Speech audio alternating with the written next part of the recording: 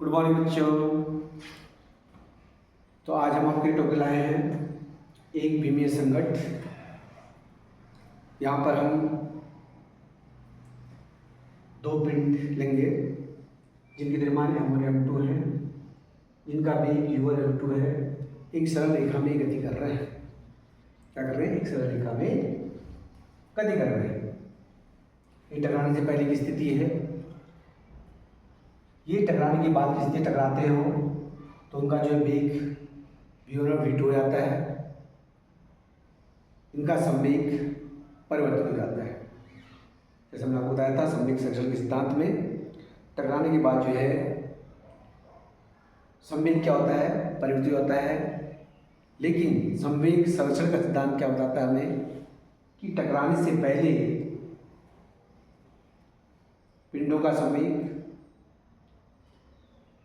टकराने के बाद पिंडों की संवेग के योग के बराबर होता है। तो वही हम यहाँ पर देखेंगे। टकराने से पहले पिंडों का संवेग और टकराने के बाद पिंडों का संवेग, जो संरक्षण का सिद्धांत है उसको हम यहाँ पर लगाएंगे। तो संवेग संरक्षण के सिद्धांत से, संवेग संरक्षण के नियम से क्या होगा? m1 u1 plus m2 u2 that is equal to m1 v1 plus m2 v2। बहुत सरल है, ध्यान से देखिए। जो m1 वाले हैं उनको हम एक साइड लेंगे, m2 वालों को दूसरी तरफ लेंगे। तो हमने यहाँ पे m1 m2 है, m1 u1 उसको इधर ले लेंगे, इसको पक्षांतर कर देंगे इधर को। m1 v1 हो जाएगा, बराबर हो जाएगा, ये अपने स्थान पर रहेगा m2 v2, इसको हम जो पक्षांतर कर देंगे m2 v2। यहाँ पर हमें क्या करना है? m1 जो कॉमन है कॉमन ले लेंगे, m1 को कॉमन ले लिया, ठीक है। u1 माइनस v1 बराबर हो जाएगा m2 v2 माइनस v2। कोई दिक्कत? तो यहाँ पे हमने क्या किया? संवेग संरक्षण का नियम लगाया। m1 वाले जो है उनको एक साइड ले लिया, m2 वालों को दूसरी साइड ले लिया और उसके बाद हमने कॉमन ले लिया। इसको हम क्वेश्चन नंबर फर्स्ट बना देंगे। क्या बनाएंगे? क्वेश्चन नंबर 1 बना देंगे, ठीक है। इसके बाद क्योंकि यहाँ पर जो टक्कर हो रही है वो प्रत्यास्थ टक्कर हो रही है। कैसे टक्कर हो रही है? प्रत्यास्थ टक्कर हो रही है, ठीक है। और प्रत्यास्थ टक्कर में हम जानते हैं कि जो पिंडों की गतिज ऊर्जा होती है, कुल जो गतिज ऊर्जा होती है टकराने से पहले, ठीक है, वो टकराने के बाद की कुल गतिज ऊर्जा के बराबर होती है, ठीक है। तो वही हमें यहाँ पे नियम लगाना है, क्योंकि हम देख रहे हैं कि यहाँ पर जो टक्कर जो कैसी है? प्रत्यास्थ टक्कर है।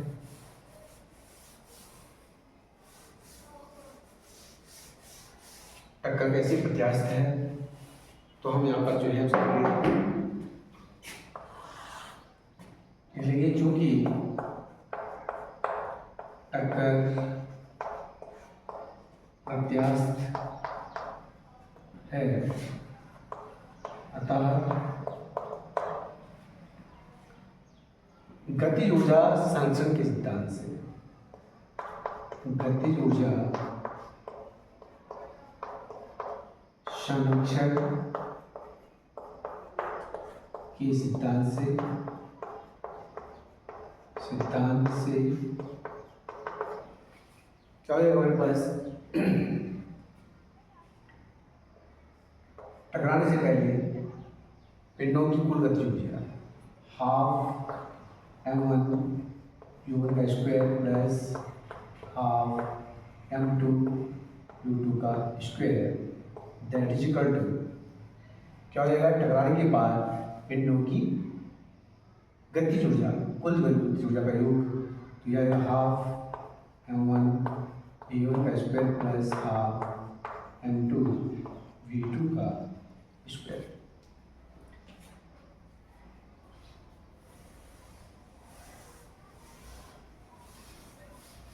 नोट कर लिया होगा आपने।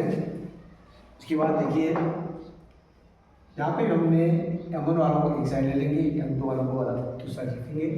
तो यहाँ पर आ जाएगा हाफ M1 U1 का स्क्वायर, इसका इधर पक्षांतर कर देंगे तो माइनस हो जाएगा माइनस हाफ M1 V1 का square that is equal to 1/2 M2 U2 का स्क्वायर प्लस माइनस हो जाएगा इधर को आके पक्षांतर करेंगे 1/2 M2 U2 का स्क्वायर। कॉमन जो इसमें है उसको कॉमन ले लेंगे, जो दोनों में कॉमन है कॉमन ले लेंगे। तो ये कॉमन आ रहा होगा 1/2 M1 कॉमन आ रहा है, U1 का स्क्वायर माइनस V1 का स्क्वायर बराबर हो जाएगा 1/2 M2 U2 का स्क्वायर। यहाँ पर जो V2 का स्क्वायर है V2 आएगा V2 का स्क्वायर माइनस U2 का स्क्वायर। कोई दिक्कत समझिए।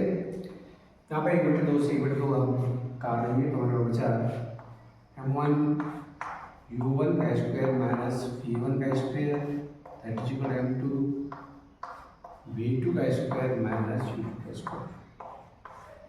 ये बच गया है। इसको हम क्या करेंगे, इस पर फॉर्मूला लगा देंगे, खोल देंगे ए स्क्वायर माइनस बी स्क्वायर वाला जो फॉर्मूला होता है ए स्क्वायर माइनस बी स्क्वायर ए प्लस बी ए माइनस बी, तो ये यहाँ पर लगा देंगे तो कर देंगे इसको M1 क्या है हमारे पास U1 प्लस V1 और U1 minus V1 that is equal M2। इसको भी इसी प्रकार से फॉर्मूला से हम जो तोड़ देंगे V2 प्लस U2 और V2 माइनस समीकरण नंबर 2 इसको बता देंगे। समीकरण नंबर 2 में समीकरण नंबर 1 से भाग दे देंगे, ठीक है। समीकरण नंबर 2 में समीकरण नंबर 1 से भाग दे देंगे।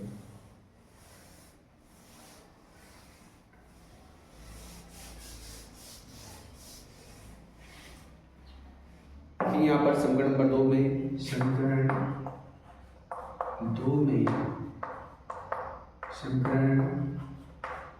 1 से भाग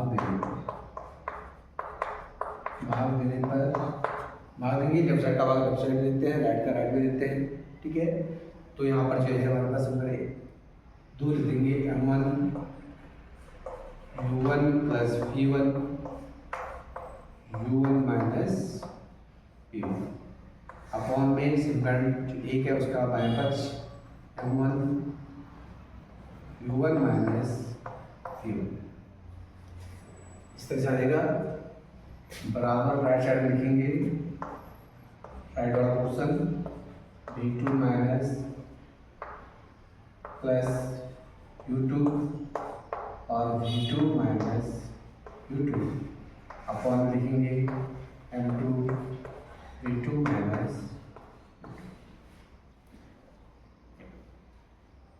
जो यहाँ पे कट रहा है उसको काट देंगे।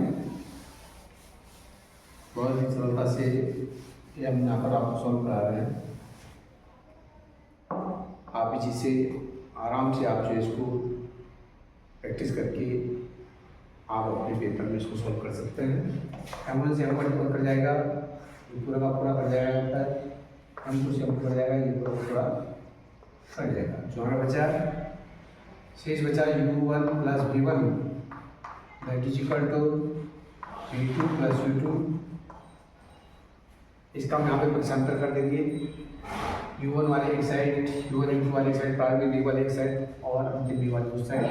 तो कर लीजिए इसको U1 माइनस U2 हो जाएगा, बराबर हो जाएगा V2 माइनस V1 और यहाँ पर हम क्या कर सकते हैं इसको U1 minus U2 that is equal to minus को बदल देंगे V1 माइनस V2।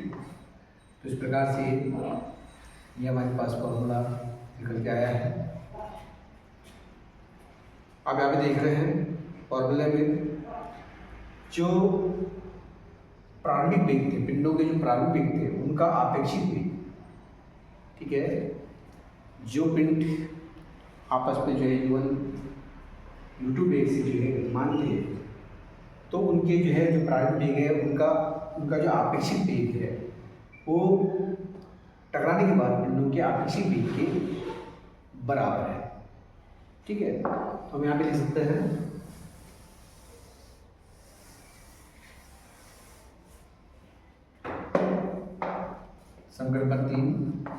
समीकरण 3 से स्पष्ट है, समीकरण 3 से स्पष्ट है कि टकराने से पहले पिंडों का आपेक्षिक वेग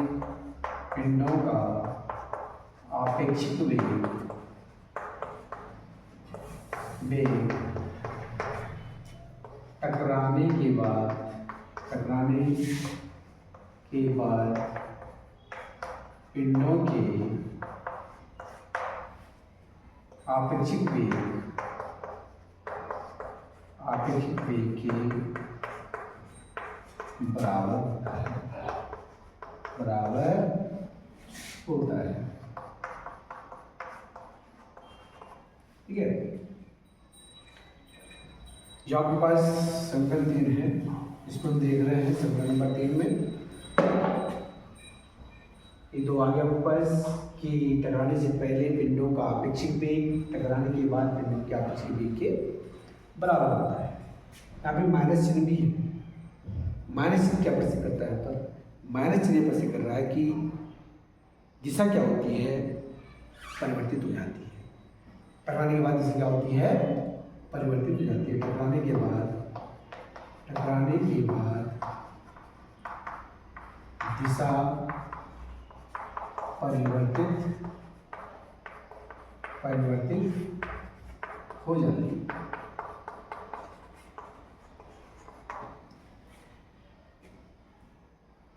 तो ये हमारे पास मिल गया यहाँ पर एक बिना संगठन है जो टकराने से पहले पिंडों का जो है जो वेग आपेक्षिक वेग होता है वो टकराने के बाद पिंडों के आपेक्षिक वेग के बराबर होता है, लेकिन जो इसकी दिशा क्या होती है पिंडों की परिवर्तित हो जाती है।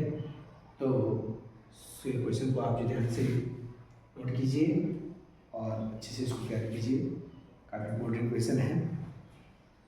धन्यवाद। फिर मिलते हैं अगली कक्षा में।